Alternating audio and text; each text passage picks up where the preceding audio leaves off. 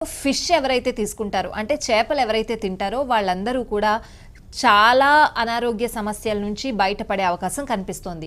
మరి చేపలు తీసుకోవడం వల్ల ఎటువంటి అనారోగ్య సమస్యల నుంచి బయటపడొచ్చు అనేది చూద్దాం.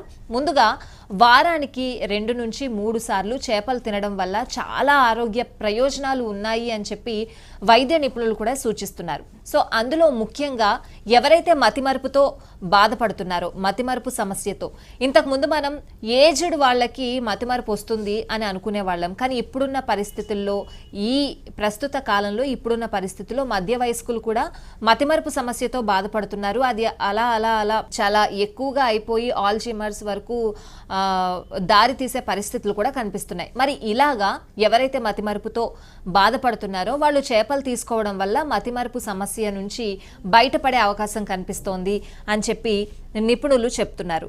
సో ఇక చేపలతో మానసిక